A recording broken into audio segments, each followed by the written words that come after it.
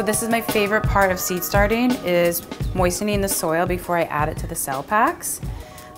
The reason why I like doing this so much is because it's like I'm cooking, like I'm making a dough. So the pre-moistened soil, I do it with hot water. Just add a bunch of water in there and then I mix it to get it to the consistency of not soaking, but not dry. This is seed starting soil. So it is, I just usually buy a bag. You can mix your own seeds starting soil. It's just lighter, it's sterile, so you're not introducing any bacteria. You don't want to use any reused soil for this, and it's light. Then what I do is I fill the cell packs. The trick with doing this is to not push the soil down. The roots need to be able to penetrate the soil. So I fill it as much as I can, and then what I do is tap the air out, just lightly, and refill a little bit more.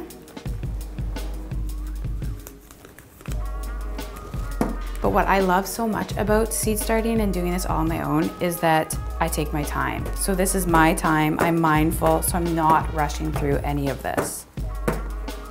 The connection with your hands in soil in the middle of winter when it's snowing outside, there's not a lot of light, is a really nice promise of the garden to come.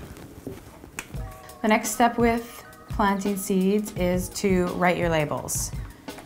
This is a very important step because so often you can plan something, think you're going to remember what it is, and you can completely forget. Almost 100% of the time, I forget. I've saved these seeds year after year because they're my favorite, and I couldn't imagine my garden without it. So when I save them, they kind of stick together a little bit, so I just pry them apart. So when you are seed starting, one of the first things to do is make a hole into the cell pack. I like to use my handy pencil, and you don't want to go too deep. You go about 2 times the size of a seed, and some seeds are pretty small. And then you want to drop 2 or 3 or 4 if you have a lot of the seeds. Cover it up and gently tap down to have some contact with the seed, with the soil. We're spraying just because seeds need moisture to germinate.